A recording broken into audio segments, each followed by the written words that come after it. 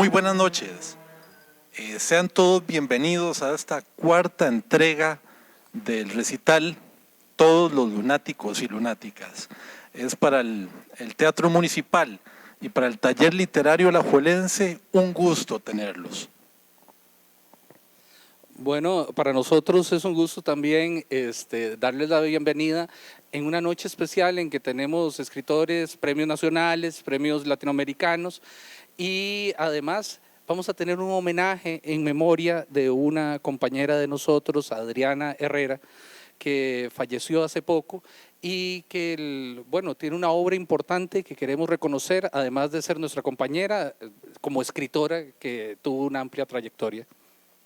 Este espacio, recuerden que es para fomentar la escritura, fomentar la lectura en Alajuela.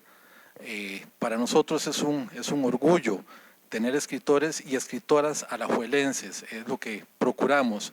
En nuestra provincia hay arte por todo lado y en este caso vale la pena escuchar qué nos tiene que decir cada uno de los escritores.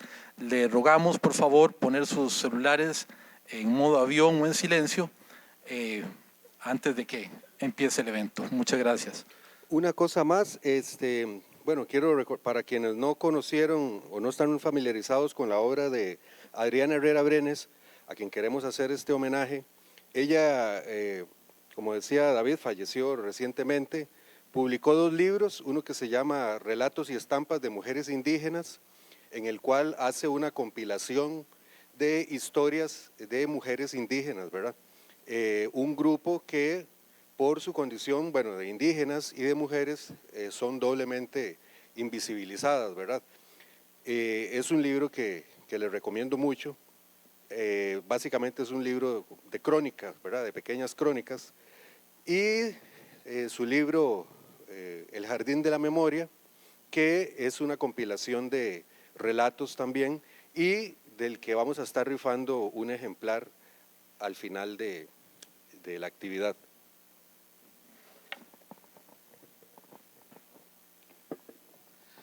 Sin más dilación, vamos a empezar con las lecturas el día de hoy.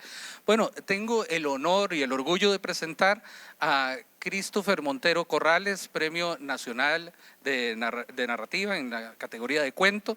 Él además fue de las primeras personas que estudiaron en el Taller Literario Alajuelense y para mí, la verdad, y como alajuelense, que también él es alajuelense, es un orgullo tenerlo aquí. Bienvenido, Christopher, por favor.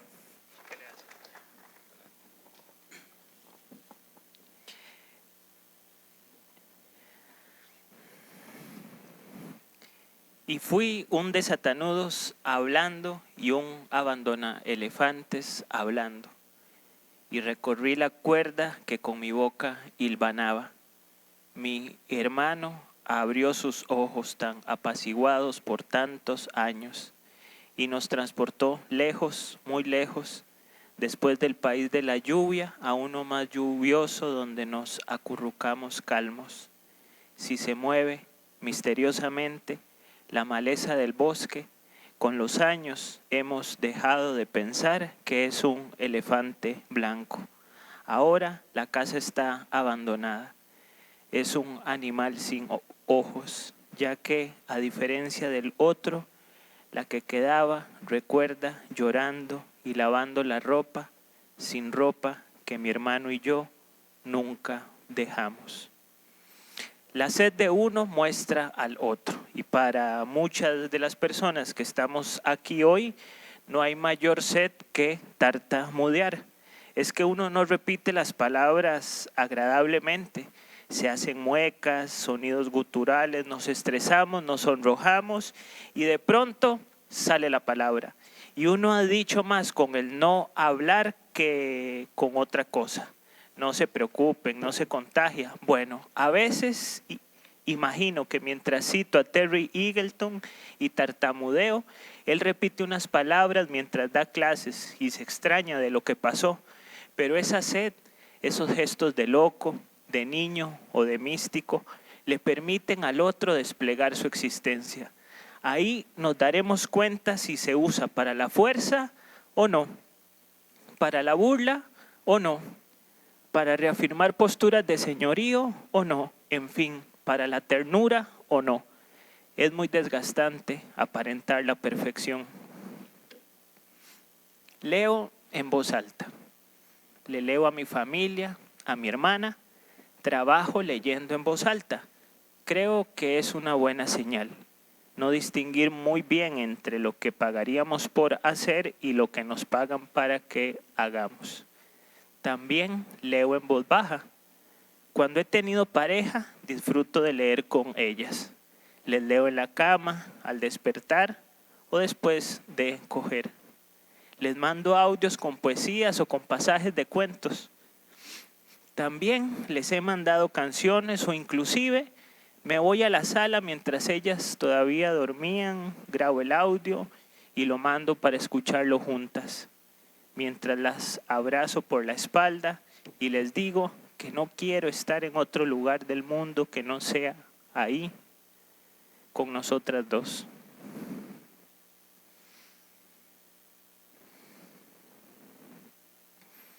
La separación de mis padres, mi dificultad para lidiar con eso intensifica mi dependencia con Teo. Si mis padres estuvieran juntos, no tendría miedo a estar sola. No tendría esa sensación de soledad. Sabría que tendría un lugar donde volver. Ahora siento que ya no lo tengo. Obvio, si me pasa algo grave y me quedo sin un peso, siempre podré contar con mis padres. Pero ahora es muy distinta.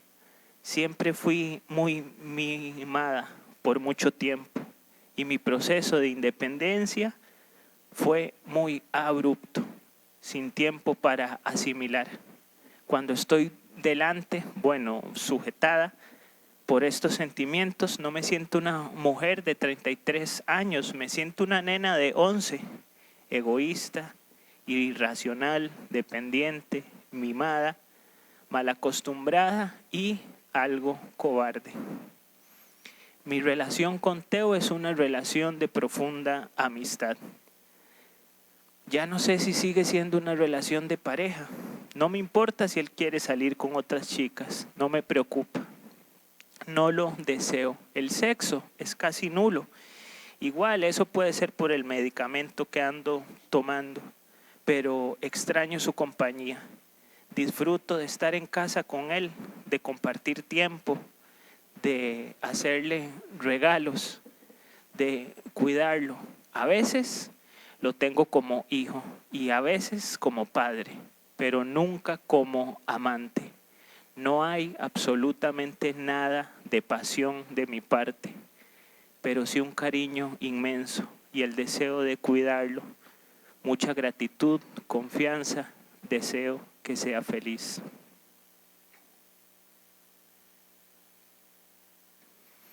Dos astas de una misma soga, una a toda la mitad de la toda otra, se entrecruzan desde un pecho que las ala y abre un hueco apareciendo un anuncio nudo. Unas manos que sirven de carnada, en esas mismas astas ahora entremezcladas únicamente para que otras manos sean las que las suden. Un nudo de diamantes sobre un nudo de esposas. Ella se sorprende. Sus palmas son todas las palmas del mundo. Será por unos minutos así, de esa forma que todo lo abarca y todo lo nutre. Yo mismo soy un aturdido, un amenazado con la renuncia del poder que ha venido haciendo en mi rostro. Las manos por sobre la cabeza, siempre, pero siempre con las palmas orando. Incluso ahora que van a estar a la base de tu cuello. Lo que queda de soga, bastantes 8 metros para enredarnos y dejarnos momentáneamente marcados al que amarra y a la amarrada. Es una inauguración lo que está pasando. Se cortan unos lazos y caen. Se inaugura un principio. Es un cuerpo expuesto. Eso se siente más con los mecates, levemente lastimando, ¿sabe? Nunca pensé que esto iba a ser así. Nunca pensé nada. Me resulta como seguir un rastro en el que me hallo. La cuerda principal en mis manos es ella. La abrazo desde su espalda y arrastro las cuerdas que nos han venido llamando por sus pechos escabullidos entre ronda y ronda. Voy cercando a la sangre, haciendo más difícil su paso. Eso debe causar algo. También soy un cuerpo expuesto. No se confundan. La cuerda principal se ha venido acercando y de un tirón me he sido liberado. Tengo que afianzar los amarres con un nudo en el centro de la espalda. De esa forma se concentraría un gran soporte. Antes, un pezón estará entre dos pequeñas cuerdas. Si no fuera por la serenidad, nada de esto estuviera pasando. Lo sé. También ayuda que ya lo probé en mi cuerpo y frente al espejo. Ya sentí las cuerdas roer mi fuerza, el corazón de mi fuerza, y en mi más expuesta vulnerabilidad lloré. No de amor, al menos no de lo que se entiende, sino de estarme preparando para acoger sus debilidades, para el nacimiento de la más extrema nobleza. Me hice un nudo para amarrar a un caballo en mi muslo izquierdo, ayudar al nervio ciático a que no se desplome, ajustado, también porque a la hora de penetrarte y que te anudaras en el sexo, sintieras una caricia en tu muslo fuerte como el día, desprovisto y limpio de toda cuerda excepto la mía. Soy totalmente nuevo en esto. También lo somos ella y yo, con conexiones que lo redimen. ¿Cómo será posible realizar una danza buena con bondad? Le dice con tono de alcoba. No te metas en nuestra cama, Dios de mierda. ¿Cómo será posible realizar una danza buena con bondad? Es todo un desafío pensar bondadosamente desde este siglo. ¿No crees? ¿No creen?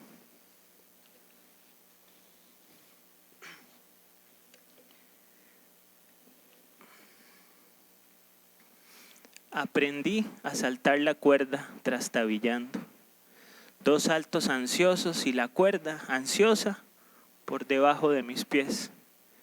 Movimientos rápidos y mirada en el suelo para ver cuándo tenía que saltar.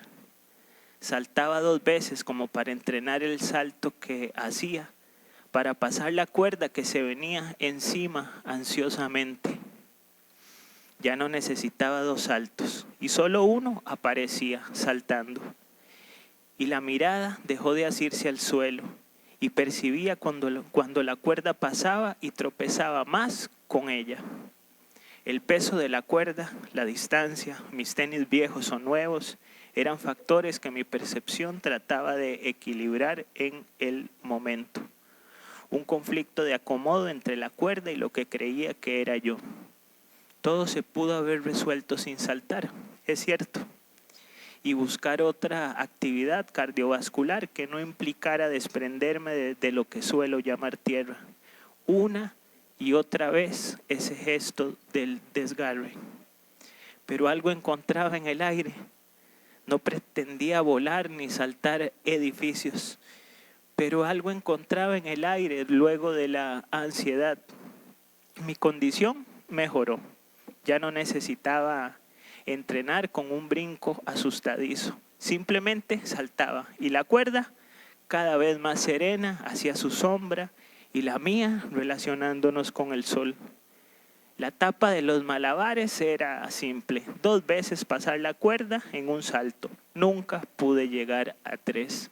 Creo que eso es imposible. Luego, el gran lazo por el que saltaba lo hacía con mis brazos cruzados. Y eso daba una sensación de extrañeza. La confusión al cruzar los brazos y mantener la cuerda hace que uno mismo perciba como si ese lazo lo hiciera otro, justo en ese momento, y lo mantuviera mientras pasamos en un mismo espacio y no así con el tiempo. Contaba los saltos, los registraba de alguna forma, incluso pensé en sacar un promedio de saltos por minuto para luego poner el cronómetro y al final saber cuántos había hecho. Pero eso no me iba a desgarrar de la medición, solo la iba a posponer. Luego de la angustia, cuando va dejando espacio para otras personas, saltar me ha resultado todo un reto. Solo 50 saltos, me digo asustadizo. Centrados en nuestros pies, todo se dificulta. Es necesario levantar la mirada, no para ver la cuerda, sino para verla pasar en medio de tantas otras cosas. Algo me da el aire al darme. Esa fricción que reconforta pero que no permite apoyarnos. Ese desgarre hasta de nosotros mismos. Hoy descubrí que las ganas de las maromas ya no están. Simplemente salté una y otra vez y me encontré en esa sombra, mi sombra. Me concentré tanto que olvidé que movía los brazos para la cuerda, que movía mi cuerpo al salto. Y si la cabeza de esa sombra se movía a la derecha, yo movía la cabeza a la derecha. Saltaba, es cierto, pero por demás escuchaba. El siguiente movimiento me era donado por un susurro del sol, la cuerda, el salto, la sombra y yo. Relatos de un solo personaje o una novela fragmentada por distintos registros. Este es el salto que nos pide toda la casa que somos. Muchas gracias.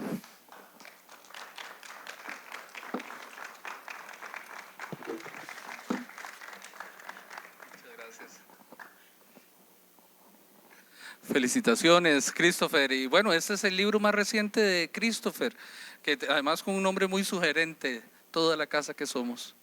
Bueno, muchas gracias, Christopher. A continuación, tengo el honor de presentar a Nidia Marina González. Ella es una escritora costarricense que ha sido publicada en diversas editoriales de las más renombradas, EUNED, URUC. Actualmente, bueno, tuve la oportunidad de ver la presentación de su último libro publicado, que es Zurda, que lo hace con la editorial New York Poetry, y viene otro libro que ganó un premio latinoamericano que está por publicarse, ¿verdad? Entonces, Nidia, por favor, nos encantaría escucharla. Un aplauso para ella.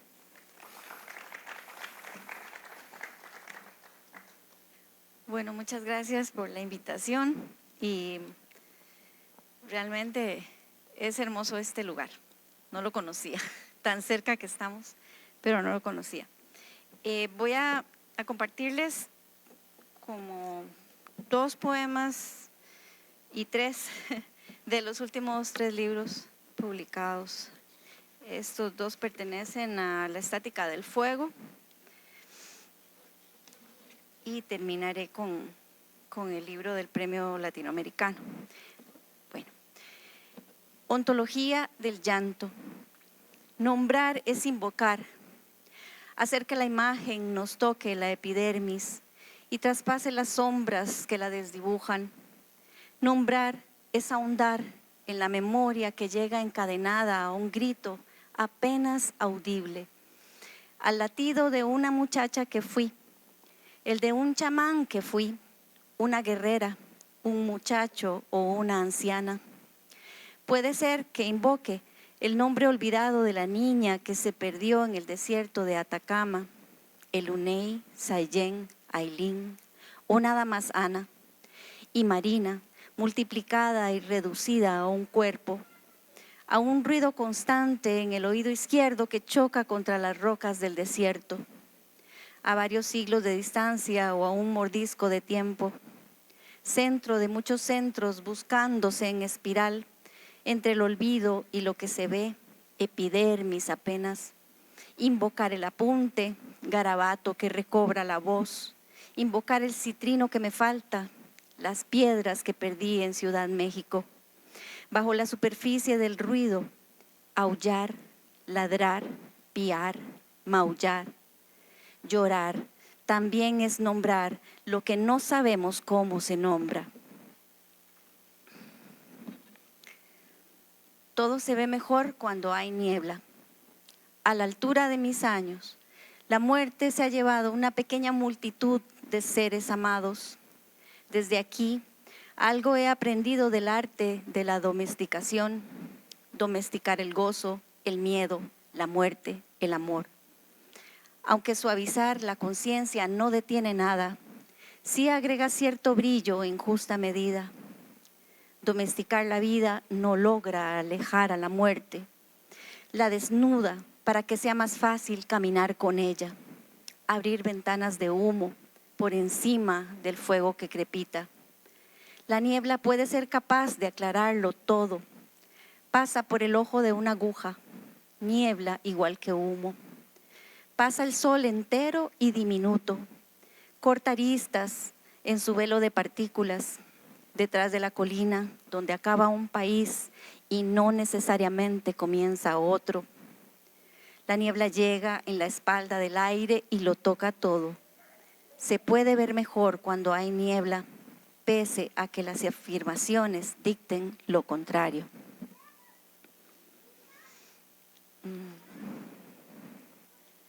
Bueno, y del libro Zurda también les voy a leer los dos primeros libros. Los dos primeros poemas. Se van a ir en carrera si digo que un libro completo, ¿verdad? Mano derecha. La derecha del Padre es un sitio en masculino y por eso Dios está incompleto y solo, sin una diosa del lado izquierdo.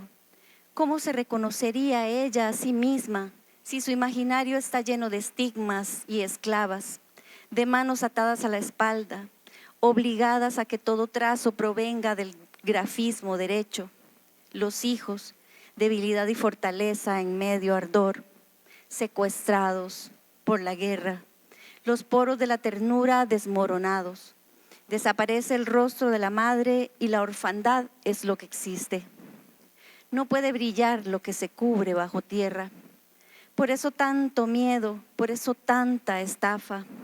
Por eso no tenemos remedio en el Averno y todo se ahoga en la violencia contra Gaia, contra sus múltiples vientres, marginadas igual que la ternura o las diferencias de la piel.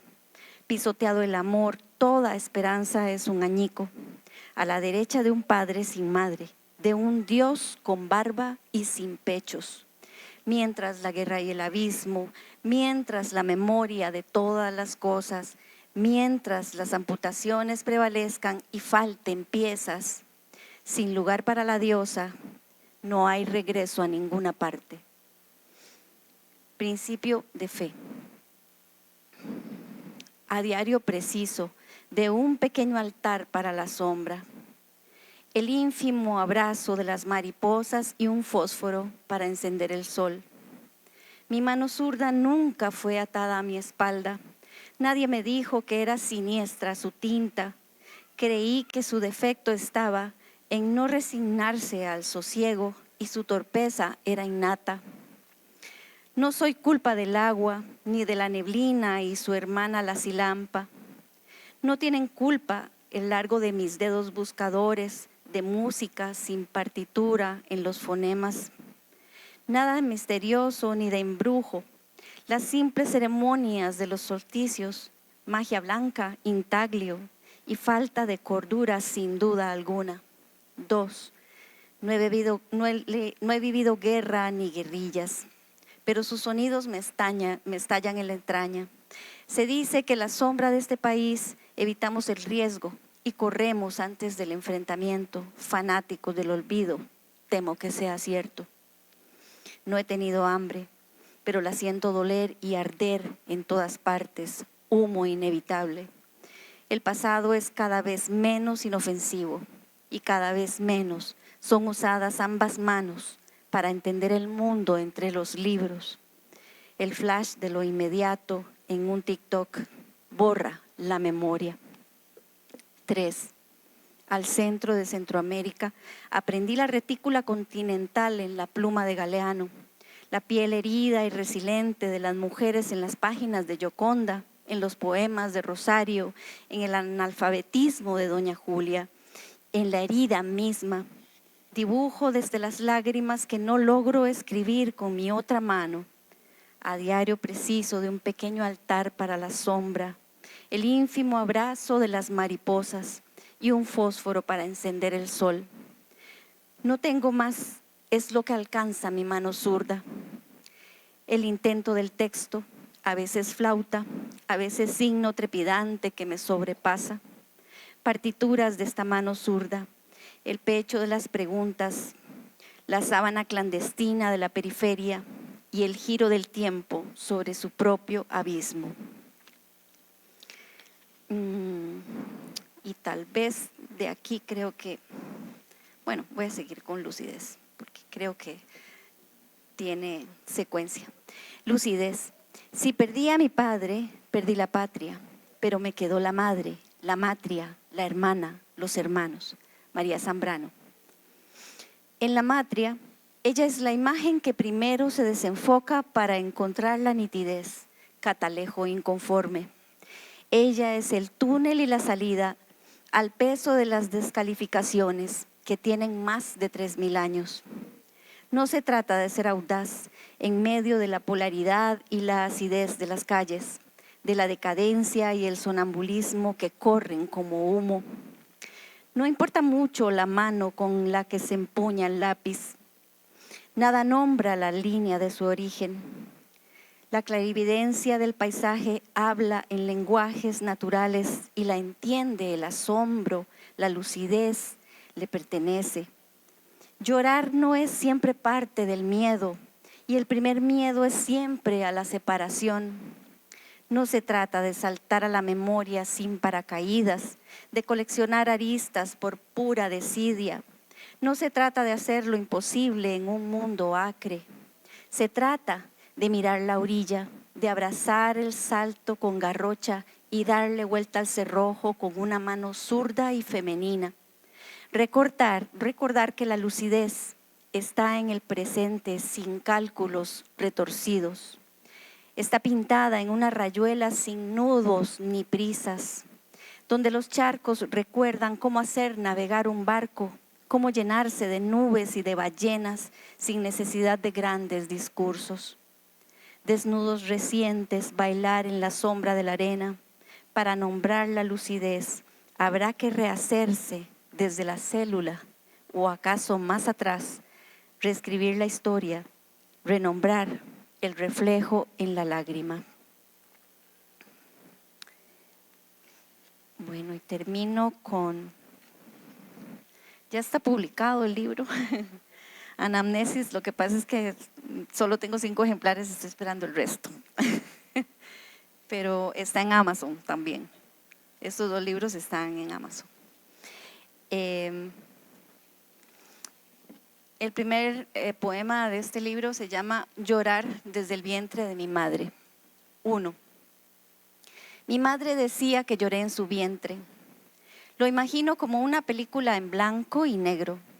Y me cuesta sentir el llanto del feto que fui en el vientre de mi madre. El llanto que se tragó la memoria. 2. El sonido es una burbuja bajo el agua, pero las madres tienen oídos extracorporales y son capaces de emitir sonidos que solo escuchan sus crías. Las madres tejen hilos que las hijas bordamos en nuestros oídos. A veces se convierten en manteles delicados, otras en secreta prenda que nos abriga o nos oprime. 3. El hecho es que lloré antes de tocar el aire y abandonar el agua. Dije tal vez algo, gemí un poco. Hice posible el sonido de mi garganta no nata en los oídos de mi madre. Pero olvidé si se trató de un dolor premonitorio. No recuerdo si lloré por frío o por calor. Me hundo en el simulacro de mi memoria. Alguna chamana herida practicó su queja en mi boca sin palabras. Un pequeño animalito se me acurrucó en el regazo y yo le hablé, como hablan los niños a otros seres amorosos. Shiva me miró y yo le respondí con un mantra dolorido. Presagié antes de nacer que el aire me dolería en la garganta. Pronuncié una palabra imposible inauguré mi oficio bajo el agua. Medea me contó sus penas y yo le respondí con llanto. Tal vez Malintzin me regaló en ese momento las sílabas dolientes de su nombre en el nombre que llevo. Escuché a Juana de Arco arder y lloraba con ella. Escuché tal vez a mis abuelas contando sus historias y se me escapó una primigenia palabra llorosa. El presagio me estrujó los pequeñísimos pulmones, el diminuto corazón. Me di cuenta en el vientre de mi madre, de mis pies y mi sexo, y todo lo dije en una bocanada de llanto, el llanto de una niña en el vientre de su madre. Incomodidad de cigarra. La cigarra debe gritar su canto para reventar la antigua piel. A la oruga seguramente le aprieta el traje, le estruja su estuche, parecido a una mortaja, que debe romper para desanudar sus alas, salir de una muerte al salto vivo y volver a otra muerte y a otro salto. Entiendo a la cigarra y a la oruga, me estruja el cartón resquebrajado, la costra del olvido, la mortaja estrecha en la que el sistema atrapa mi femenino y mi fuerza, el jabón reseco con el que se lavan las memorias. Mi inconformidad de cigarra está llena de gritos de cigarras incómodas, a punto de estallar sus caparazones por la fisura alargada y estrecha, figura pubis que se abre en nuestras espaldas. Gracias.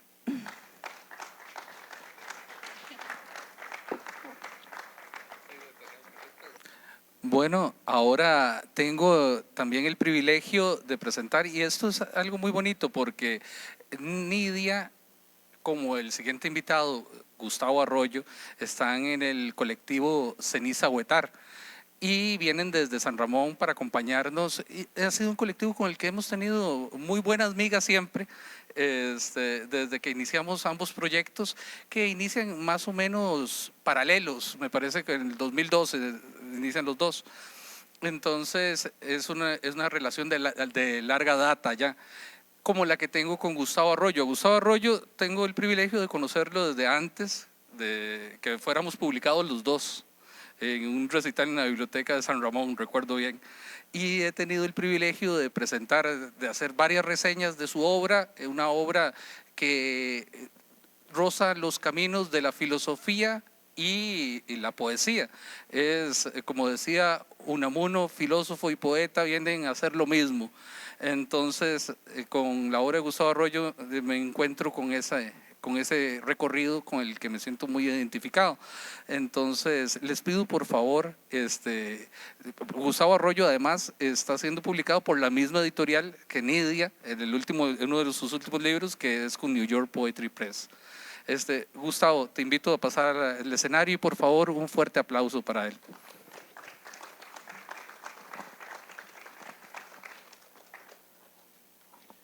Muy buenas noches. Gracias a la cortesía y a la deferencia del taller literario alajuelense, y también gracias enormes pues a este bellísimo lugar, al museo, al Teatro Municipal de Alajuela, por recibirnos y darnos la oportunidad, que aprovecharé para compartir con ustedes algunos textos que están todos inéditos. El pecado de la nomenclatura. 1. Este planeta, Tierra como lo llamaron, es una simple luna del Sol. Agua debería llamarse. Los planetas en realidad no tienen nombre, tampoco las lunas ni el Sol. Maldita manía la humana, tan entregada al bautizo, a la nomenclatura, a la cárcel que impone un conjunto de fonemas que terminarán en letra. Agua sería lo correcto, según la proporción. Se ha cometido un pecado tan enorme como lo sería llamar pupila al ojo, que si no se llamara ojo, nunca se llamaría pupila antes que esclerótica. Esto no es más que agua con adición de gotas de aceite. La gota de aceite triangular se llama África. Otro nombre, esdrújulo y arbitrario. África mía, de todos, de nadie. África tan escalena, tan egipcia, tan etíope, de nacionalidades nombradas, unas al antojo de la ocurrencia, otras con cierto tino referencial. Nombres nada más, triángulos sin nombres, África y el Magreb. También los nombres de las especies que nunca conocerán las tumbas propias de los humanos. Exclusivas, algunas de ellas con cruces y otras con gárgolas a ras de suelo. Especies como la nutria, que no sabe por qué la llaman así, que solo sabe de natación y cacería, de ancestralidad, de agua y de sol, de este sol que se llama así porque no lo llamaron de otra forma, y que con toda seguridad es también luna de otro planeta, que a su vez será luna de otro, que ya tiene nombre o está a punto de ser nombrado. 2. Las cápsulas pueden tener nombre o llamarse simplemente cápsulas. Igual les pasa a los perros, a los colores y a la madera. La yema del huevo será amarilla siempre, sin necesidad de que el infante sepa el nombre de ese color. Por cierto, dato sin importancia, ¿has visto, hermana, madre de mi único sobrino, que en un huevo la yema es pupila y la clara esclerótica? ¿Has visto que cuando la madera arde, resulta imposible distinguir entre las cenizas si lo que ardió fue cedro, roble o laurel?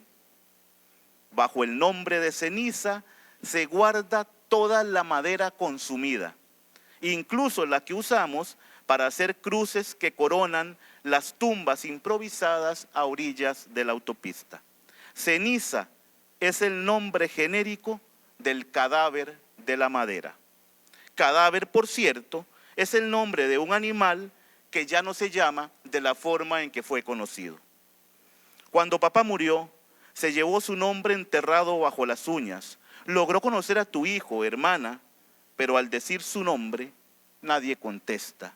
Nadie mira con aquellos ojos celestes que cerraba al tratar los temas importantes. Cuando morimos, hermana, una parte de nuestro nombre, la más líquida acaso, se va con nosotros dispuesta a secarse en el tiempo debido. La parte gaseosa se vuelve recuerdo y la parte sólida de nuestro nombre termina igual que la madera incendiada.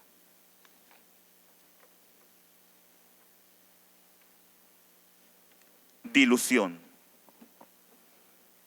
Tengo pavor de quedar ciego. Un miedo terrible de no verter el mundo dentro de mí a través de la imagen. Y no es que menosprecie el sonido, no, bien lo sabe el demonio.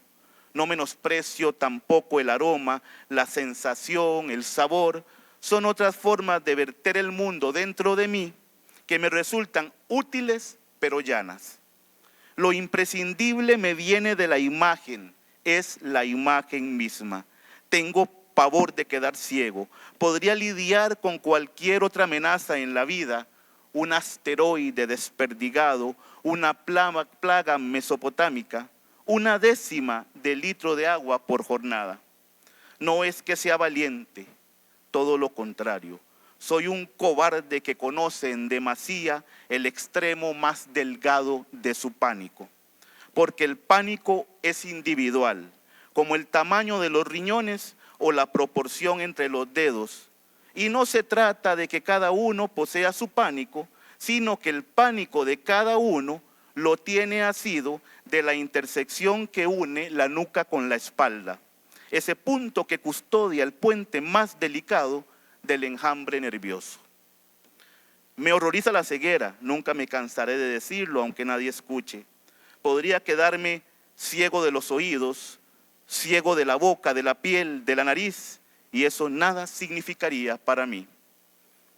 Si no pudiera hablar, escribiría. Si no pudiera oír, preguntaría. Si no pudiera oler, chuparía. Si no pudiera tocar, soplaría. Como se sopla la arena a presión sobre el vidrio para acanalarlo con figuras conocidas o improvisadas.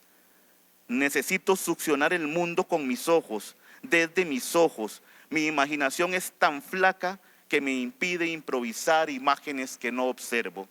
Mi imaginación es un fracaso y yo lo soy también junto a ella. De mi fracaso viene el pavor y ambos se convierten en alimento recíproco. El crecimiento de uno dobla sucesivamente el tamaño del otro en una perfecta banda sin fin. Grito presa del pánico, pero la voz no logra ascender desde la garganta. Solo muevo las mandíbulas y estrello mis dientes. Las palabras resbalan hacia los pulmones y acaban por diluirse en la sal. No queda espacio para la duda. La ceguera está aquí.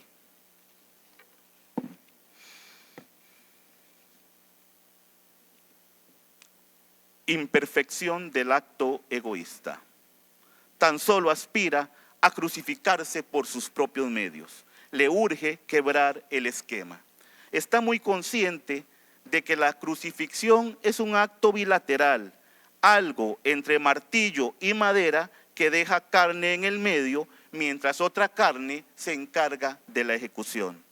Así las cosas, el negocio aparenta carácter mutuo, aunque en la normalidad de los casos, el cerebro que yace en el cráneo colgante no está de acuerdo con el rito. Aquí es notable la diferencia y plausible su dificultad. Él propone incrustarse en los maderos sin ayuda alguna. Lo propone como iniciativa propia y el único auxilio invocado es la ausencia de colaboración.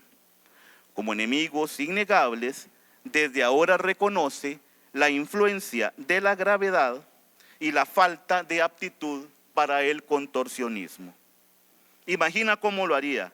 Desde luego, clavar primero los pies, soportar el dolor como un eunuco, sentir que entre dorso y planta se forma un canal que queda cubierto en el acto. Una vez superada la fase de inicio, cuenta con 2 manos libres para clavarse entre sí. El problema no es de secuencia, sino de imposibilidad material. En este caso, no se puede pretender cumplir con lo dispuesto por aquella máxima de la ética que ordena que lo hecho por una no sea de conocimiento de la otra. Si clava a la izquierda mediante la derecha libre, ¿cómo clavará después a la derecha? Imagina cómo lo haría. Piensa mientras desde los pies aflora el goteo. Y finalmente encuentra la manera cuando ya amenaza la noche. Con indecible costo, hunde el clavo por detrás del extremo derecho del madero y deja su punta expuesta. Luego, con las yemas de los dedos de su mano izquierda, sostiene el otro clavo mientras la derecha golpea con el martillo. De nuevo llega la náusea con forma de rostro animal. En cuanto acaba, levanta la mano libre hacia el cielo y la deja caer de golpe sobre la punta prevista. Está hecho. Tendido en plena crucifixión a ras de tierra, se percata de que levantar la cruz le resultará imposible. El mundo no podía ser perfecto.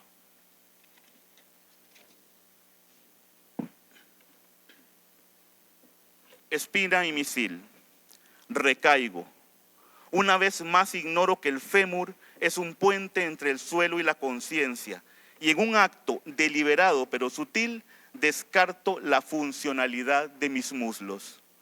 Hace tiempo caminamos, no por las rutas que quisimos, sino por las inevitables. Avanzamos con una miel de terror y felicidad untada en la cabeza a manera de extraño conjuro. Han pasado edades y centurias, millones de años sin entender que caminamos sobre láminas de hielo, que las mariposas nadan y los tiburones vuelan, que con un giro vertebral todas las cosas pierden su nombre. Decido morir. Como doctrina de lo absurdo, me enseñaron que la muerte es una seguridad inoculada. A vos igual te lo enseñaron, pero siempre fuiste terco y traidor. Yo, que a mucha honra programo los sucesos de mi vida, inutilidad de inutilidades, no le dejo nada a la hermenéutica del destino y elijo el momento de mi muerte sin una mínima veta de suicida intención. Conozco el instante, no la forma. Queda entonces claro tu rol en este andamiaje de la argucia. Mientras atendés la salud de unas piernas postradas, me anunciás el método pretendido. Una aguja se adentra en el cuerpo para salvarlo. Una aguja, la espina más transparente de un pez de agua dulce. Una aguja se adentra en el cuerpo para lanzarlo al abismo. Una aguja, el misil más rentable que haya creado la industria. Porque en suma, la muerte es salvación y caída, ambas y ninguna. Ahora no dialogamos, resulta de más. Decido no morir, porque quiero, porque puedo. En fracción de segundos, pierdo noción del momento elegido y anulo la posibilidad de ejecución anunciada.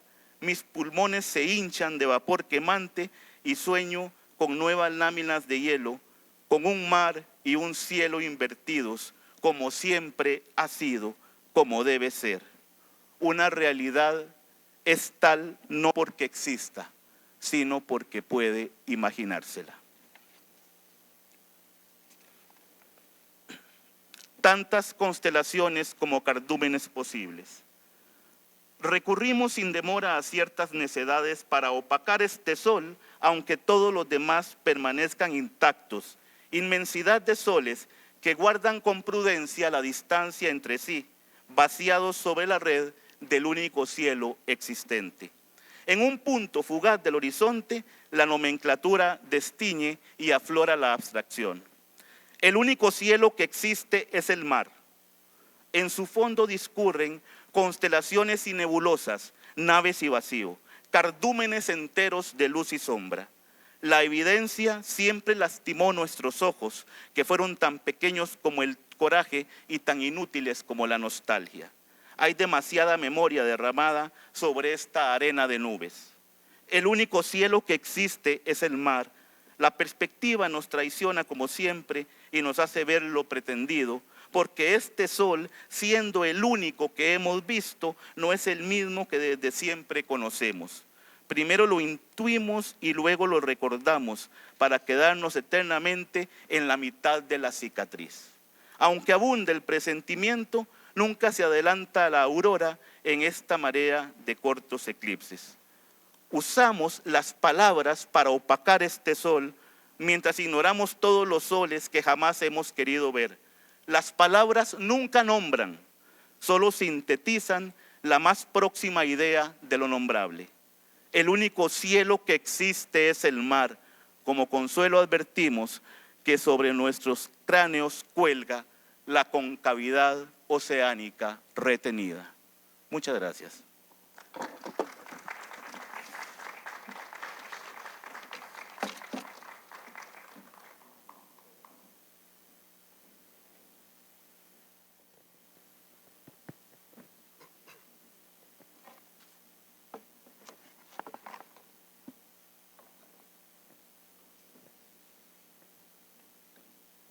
Adriana Herrera Brenes nació en 1975 y falleció este año, el 4 de marzo, a la edad de 46 años. Ella nació en Pérez Celedón, de profesión, además de escritora, era médica veterinaria, graduada por la Universidad Nacional. Se desempeñaba como profesora de fisiología en la escuela, en la Universidad Técnica Nacional. Era editora también de la editorial Besania, una editorial independiente, y había incursionado también como librera. Falleció a los 46 años, como les decía. Formó parte del taller literario alajuelense, en donde pudimos compartir pues sus primeras experiencias como escritora. Publicó 2 libros, como dije al inicio de la actividad, Relatos y estampas de mujeres indígenas y El jardín de la memoria. Relatos y estampas de mujeres indígenas fue publicado gracias a que ganó una beca otorgada por el Colegio Costa Rica del Ministerio de Cultura. Esta noche nos va a hacer el honor de leer algunos de sus textos María José Murillo, escritora, psicóloga graduada de la Universidad Nacional, quien participó también del taller literario alajuelense y del taller literario de la UNA, el que también coordinó en algún momento. Ha sido publicada en revistas literarias nacionales como Conjetura en el 2016 y La Mandrágora en el 2019. Es apasionada por textos cortos y fulminantes. Su poesía está teñida de pasión y melancolía. Por favor, María José Murillo, la recibimos con un aplauso y le agradecemos el poder leer esos textos. Gracias. Muchísimas gracias. De verdad que es un honor. Les decía que bueno, es un honor estar acá reanudando espacios literarios en Alajuela, demostrando que hay talento acá en la provincia y también pues sobre todo haciendo honor a Adriana leyendo los textos, algunos de los textos que ella escribió. Este se llama La Merce. Mijita, ¿usted está embarazada? ¿Cómo? Contestó la chiquilla mientras seguía chiroteando en la plaza con sus hermanos. La Merce es la hija mayor de Ninosca. Tuvo que dejar la escuela cuando iba en 2º grado para cuidar a sus 5 hermanitos. Era flaca y chiquitilla, pero en los últimos meses se había engordado y tenía un hermoso pelo largo y azabache. Merce tiene 14 años, apenas 13 menos que Ninosca. Ninosca se vino de Nicaragua con todos porque ya no tenía ni para comer. Se vino con Juan, pero una vez aquí el hombre desapareció. Nadie volvió a saber de él. Doña Mirta, la vecina, vigilaba a los chiquillos cuando Ninosca estaba en el trabajo. Así se dio cuenta de que Merce tenía un amiguillo, un tal Graving que siempre la andaba buscando. Era otro chiquillo del barrio. Una noche, Merce tuvo un dolor terrible en el abdomen. Pensamos que era una apendicitis, pero cuando llegó al hospital le sacaron una criatura del vientre. Tuvieron que hacerle cesárea con anestesia general. El prematuro bebé quedó hospitalizado y Merce no entendió bien lo que había pasado. Cuando despertó de la anestesia, afirmó que no sabía nada de la gestación. Claro que había visto a su madre embarazada, pero nunca supo a ciencia cierta cómo había ocurrido. Cuando el bebé pudo salir de la incubadora y se lo dieron en sus brazos, la niña colapsó. Era cierto, había tenido un hijo, algo así como otro hermanito. Le explicaron varias veces que era su hijo, pero ella no lo creyó. ¿Cómo apareció de la nada? Y Graving, cuando se enteró de la torta, se fue de la casa. Si la noticia llegaba a oídos de su padre, lo molerían a palos. Logró esconderse una semana en la casa del Jason, uno de sus compas. Y todo iba bien hasta que la madre de Jason escuchó que su familia lo buscaba desesperadamente con el OIJ.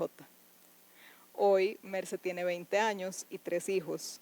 Y me cuenta que entró a la escuela nocturna y está aprendiendo a leer. Ese otro se llama Parte del aire. ¿Vos pensás en morirte? Me preguntó mientras mordía su helado de palito con el cubrebocas en el cuello. No supe qué contestar. Era mi fiesta de cumpleaños número 10 y ella tenía 11. Ese día teníamos ropa nueva, una piñata, confites, pastel, todo lo que hay en una celebración de cumpleaños.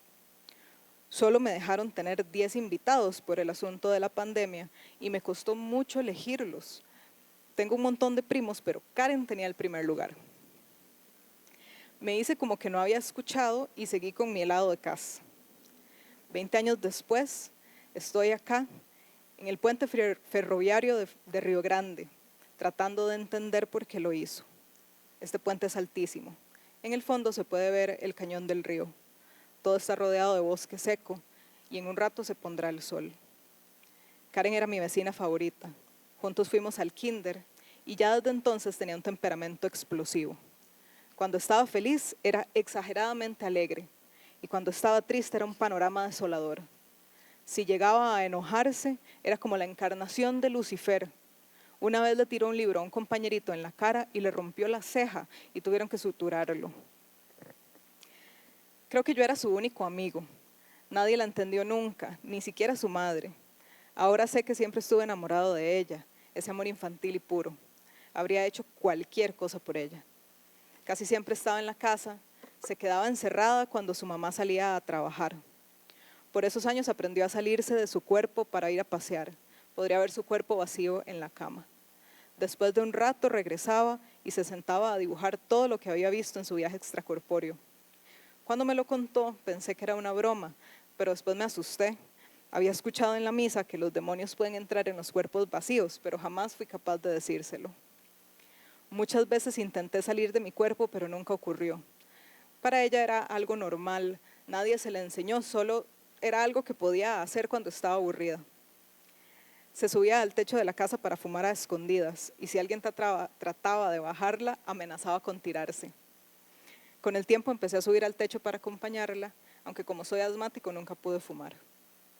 Cuando ella nació, su mamá Lidia era muy joven y hermosa, una chica voluptuosa, con curvas por todo lado. Todos la perseguían, aunque todavía era una chiquilla. Para las fiestas patronales apareció un muchacho citadino que, por supuesto, no pensaba en casarse. Dicen que el papá de ella se enfureció tanto que lo persiguió con un machete. Y es que ese señor era loco. No se sabe si de nacimiento o por el guaro, hasta que un día lo encontraron colgado de un palo de la finca. Y el otro se casó. Pero la primera oportunidad que tuvo se fue de mojado para Gringolandia y nadie volvió a saber de él. Karen era muy inteligente, linda y talentosa. Usaba un piercing en la nariz y tenía tatuajes loquísimos que ella misma diseñó. A pesar de que nunca estudió arte, podría dibujar cualquier cosa, cantar y escribir poemas. Dejamos de vernos cuando yo conseguí una beca para la universidad.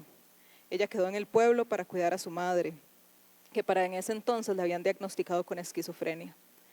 Si por lo menos hubiera tenido más hermanos, se habría podido escapar, pero solo estaba ella y le tocó quedarse ahí viendo cómo Lidia se deterioraba. No sé si fue un ataque de tristeza o si era curiosidad por saber qué hay del otro lado. Hay quienes dicen que es una enfermedad de la mente que le heredó el abuelo. Yo pienso que se salió del cuerpo y se escapó para siempre. Ya el cielo empezó a incendiarse, las nubes se están volviendo anaranjadas.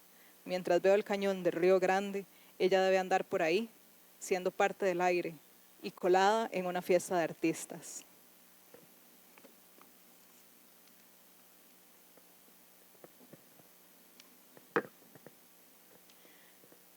Ocaso en la menor.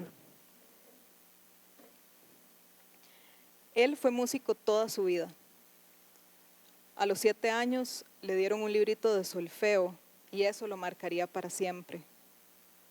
Compositor, arreglista, cantante de tríos, profesor de música en el colegio de su pueblo, director coral, pero su verdadera pasión eran los boleros. Hace años que se pensionó. Su salud se había visto comprometida, de modo que lo sacaron de su casa y lo trajeron a vivir a una torre de apartamentos para estar más cerca del hospital. Extraña su casita solariega en el campo y a los amigos de siempre. Sus dedos largos y flacos están un poco deformados por la artritis. Le cuesta caminar solo y ha perdido la visión. Sin embargo, todavía puede tocar la guitarra como en sus mejores tiempos. La voz no, la voz la perdió hace rato, después del segundo infarto. Muy de vez en cuando, algún estudiante lo visita para saludarlo y sacan las guitarras para recordar épocas pasadas. Después de que inició la pandemia, del todo no se le permite salir de la casa y mucho menos recibir visitas. Por casualidad, se enteró del Festival de Boleros. Han permitido llenar la mitad del teatro, siempre que se cumplan con los protocolos de limpieza de manos y distanciamiento entre las personas. Algunos músicos del espectáculo le enviaron una invitación, pero su hija Mariel se la escondió. Casi por accidente encontró el sobre en la alacena mientras buscaba una caja de té. Mariel, ¿vos sabías del recital de boleros? Es la otra semana. Ah, creo que sí. Alina llamó, pero recuerde que no podemos ir. Es muy peligroso con esto del COVID. ¿Cómo me gustaría ir? Volver a entrar al teatro, aunque sea una última vez. papá, ya hemos hablado de esto, el virus está en todas partes. Pues de algo hay que morirse, total ya estoy cansado de esta vida tan larga. Ya me averigüé bien, hay un espacio para adultos mayores, puedo llegar 30 minutos antes y por la entrada lateral, así que no tendría contacto con la gente. Está bien, papá, vamos a ver. Alina fue de sus mejores estudiantes. Joven y talentosa, no tenía dinero para pagar sus clases, pero cuando él la conoció supo que era diferente a todos los demás. Ella tenía la unción de los grandes maestros, la sensibilidad y el oído perfecto. La adoptó como su discípula, luego de la secundaria tuvo una beca para estudiar música en el extranjero. La noche anterior al recital no podía dormir. Estaba haciendo un recuento de su vida con Max, un viejo perro zaguate de pelo largo disfrazado de schnauzer. Max se pasaba todo el día a sus pies, gruñendo, haciéndose el irascible, pero todos sabían que era incapaz de morder, sobre todo porque había perdido casi todos sus dientes. Solo le gustaba parecer enojado. Tenía un hermoso pelaje gris con plateado y Mariel lo mantenía siempre cepillado y bien bañado. Fíjate, Max, que he logrado todo lo que me propuse en la vida. Conocí el amor, realicé muchos viajes y lo más importante, fui bendecido con la música. Max, ya me puedo morir. Max lo miraba atentamente con las orejas paradas en señal de atención. Luego de tomar su diazepam, logró dormir un rato, soñó con su padre y su esposa, ambos muertos desde hace tiempo. Fue un sueño muy bonito. Estaban cenando en su casa, riendo y cantando. Al día siguiente, se preparó para el ansiado recital. Sacó su saco gris de siempre y le pareció que le quedaba un poco grande. Llevaba mascarilla, alcohol en gel, anteojos y bufanda. Cumplió al pie de la letra todas las recomendaciones. María lo dejó en su silla de ruedas en el palco correspondiente, 30 minutos antes del concierto, y se fue a buscar un café para la migraña. Papá, ya vengo. ¿Vas a estar bien? Regreso en 15 minutos. Sí, mijita, vaya, no tenga cuidado. Las luces del escenario estaban apagadas. Percibió el suave aroma de la madera de las butacas. Las antiguas decoraciones permanecían en su sitio, tal y como las recordaba. Hace muchos años se presentó en ese teatro. Las evocaciones empezaron a galoparse en su memoria. Recordó los hermosos frescos del techo. Los mejores boleristas pasarían hoy por ese escenario, bajo la dirección de Alina, que esta noche dirige la Filarmónica. De repente empezó a escuchar un requinto seguido de violines. La percusión era perfecta y luego se incorporaron un piano y las trompetas. Le pareció que la orquesta tocaba solo para él. La mezcla de notas azules y amarillas iluminaba la penumbra del teatro. Papá, despierte, ya va a empezar el concierto. Papá, ¿qué le pasa? Papá, despierte, llamen a una ambulancia, alguien llame a una ambulancia.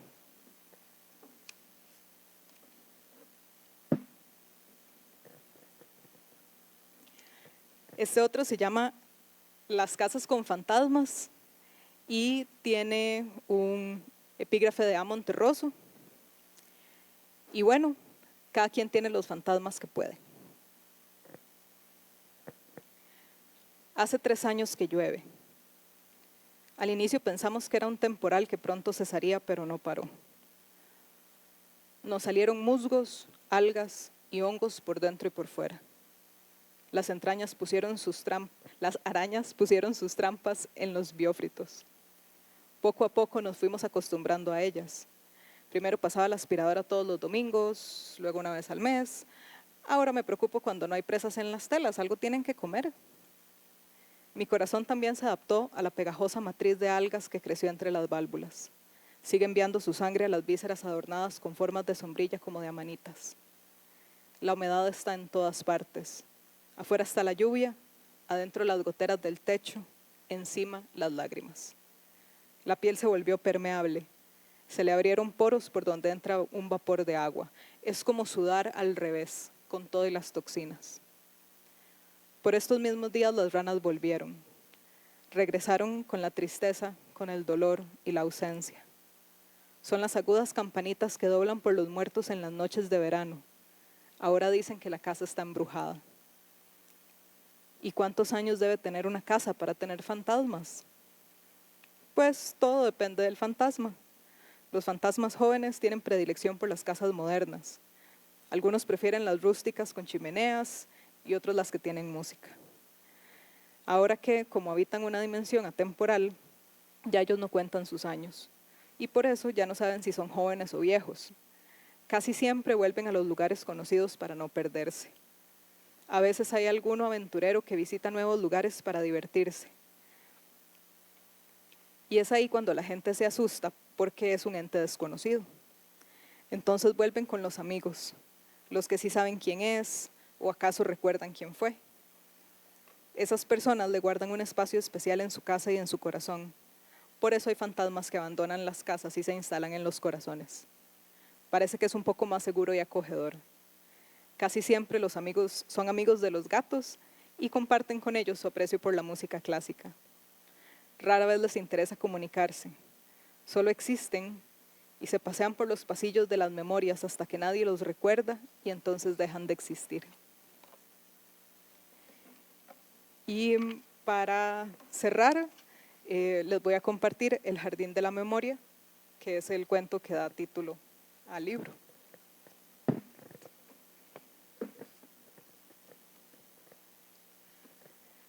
Al sur del país hay un pequeño pueblo de montaña. Se llega por un viejo camino de lastre. El mismo camino entra y sale del pueblo. A la vereda del camino corre el río Blanco, de aguas heladas y eternamente cristalinas. En el lecho y en las orillas hay piedras blancas que le prestan su nombre. Al final del camino encontrará usted el Jardín de la Memoria. Es un portal del tiempo. Ahí nacen las aguas eternas del río Blanco. A veces he pasado años sin visitar el Jardín de la Memoria y en varias ocasiones he perdido el camino, pero cuando regreso siempre estoy ahí, esperándome para correr y comer moras silvestres. Regreso a mojarme los pies en las aguas heladas del río Blanco, que nace cristalino al pie de los cerros.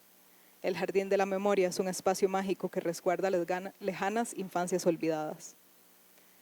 Su pequeño cauce está rodeado por calas y margaritas, esas hermosas flores blancas que juegan y combinan con la neblina. También hay berros, unas hierbas pequeñas que los campesinos solían comer en la ensalada. El terreno es un poquito quebrado. Por esta razón hay cascadas pequeñitas que caen en su respectiva poza.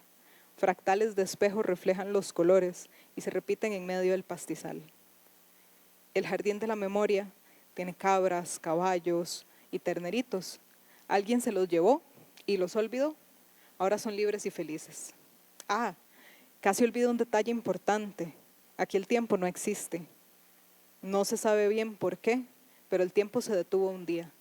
Por eso, todos siguen siendo jóvenes. Se quedaron varados en la edad que tenían cuando el reloj del potrero dejó de latir. En este lugar mágico vive mi yo niña.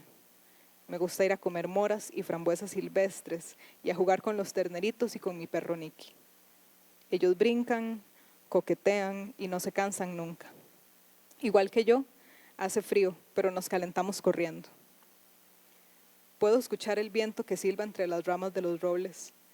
Juega con las ramas y bota sus casquitos. Sigo corriendo hasta esa colina, donde no se oye nada, ni pajaritos, ni el viento, ni el río, ni siquiera el eco. Es el pastizal del silencio. Me parece que estoy sorda. Dejo de escuchar y saboreo el aroma rosado de los calingüeros. Hay pozos silvestres. Nacieron ahí y nunca han tenido dueño. Me quedo horas sin moverme hasta que el más pequeño potro se aproxima lo suficiente para poder mirar su ojo izquierdo fijamente. Le hablo con la mente. Ellos son muy nerviosos y si les hablo con la voz se pueden asustar. Luego me voy acercando muy despacio. Ellos me miran y me cuentan cosas. No puedo escribirlas aquí, son asuntos confidenciales de caballos. Cuando estoy a punto de tocarlos, se van, son muy ariscos. Sé que un día seré veterinaria y podré entenderlos mejor. Regreso y me digo a mí misma que soy linda, que soy inteligente, que los animales me aman y me cuentan secretos. Me cuento que sobreviví en contra de todos los pronósticos, que conocí la muerte, el dolor y el amor, y que soy fuerte como los robles de la montaña. Me gustaría volver al Jardín de la Memoria para recordar quién soy y de dónde vengo, para tomar agua de las nacientes limpias que me vieron crecer. Ya puedo irme. Me despide el aroma dulce de los calingueros. El portal no tiene llaves, pero no son necesarias. Es mi lugar secreto. Un remanso de paz y silencio para cuando me atropellan el ruido y el tiempo. Y con esto cierro este pequeño homenaje a Adriana. Me gusta pensar, y después de leerla, después de haberla conocido, que está de vuelta en su jardín, que está de vuelta en ese potrero donde el tiempo ya no corre. Y muchísimas gracias por compartir con nosotros este homenaje el día de hoy.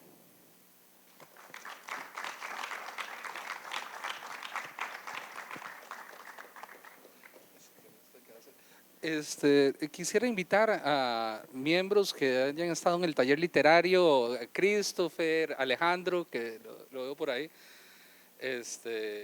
para dar un mensaje final, ¿verdad?, de agradecimiento y también para recordar un poco a Adriana. Agradecer una vez más a los escritores y a las escritoras participantes porque donan su trabajo, ¿verdad?, para que nosotros podamos disfrutar una muestra de su obra, su trabajo y su tiempo. Realmente muchísimas gracias por eso. Y ahora también, en nombre del Taller Literario Alajuelense, queremos hacer una mención especial y un gran agradecimiento para otro de los artistas que nos ha acompañado desde el inicio de estas actividades. Todas las participaciones de los diferentes escritores y escritoras desde la primera actividad, ustedes las van a poder ver en el canal de YouTube de MAP Radio. Gracias a el esfuerzo también de Baldo, que es quien se encarga de hacer la grabación y luego subirlo a YouTube. Es un trabajo espectacular que les invito a verlo. Baldo es productor audiovisual y conduce el proyecto MAP, que quiere decir, o nació como Música, Arte y Patinetas. A través de su canal de YouTube, por más de 15 años, se ha encargado de difundir expresiones culturales sobre música, arte y el skateboarding, enfocado en el rescate del movimiento artístico marginal o subterráneo. Su canal durante algunos años contó con un espacio en TD+, de Cabletica, y además de su canal de YouTube, el proyecto cuenta con un podcast en Spotify, que también les invito a que revisen, busquen las redes sociales de MAP y van a ver un gran trabajo. Y Baldo, muchísimas gracias de verdad por su trabajo. Y es un hombre tan modesto que dona su trabajo y solo nos pidió 2 cervezas, ni siquiera este aplauso. A David Monge, Bernabé y el compañero Sergio, como lo mencionaba antes David, para mí fue una época importante, todos los espacios que compartí con el taller literario, y hoy para mí es una noche muy emocionante y de suma felicidad estar aquí el día de hoy y estar leyendo con amigos y amigas que no veía hace años, y uno de esos le agradezco por supuesto al querido Óscar Esquivel que esté aquí el día de hoy. Y nuevamente muchas gracias a ustedes y a el taller literario alajuelense. Muchísimas gracias.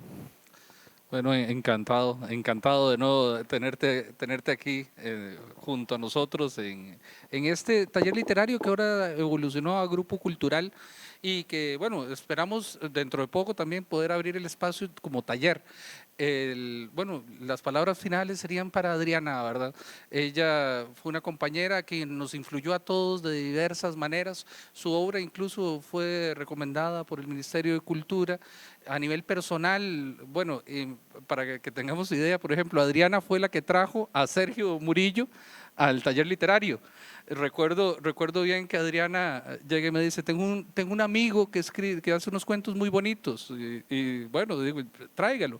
Cuando lo empiezo a leer es fantástico, y años más tarde esos cuentos ganan el premio Alberto Cañas. Entonces, la verdad, ella nos ha influenciado a todos de diversas maneras, y es una presencia que nos acompaña como taller literario. Las gracias a ustedes también por acompañarnos. Muy buenas noches.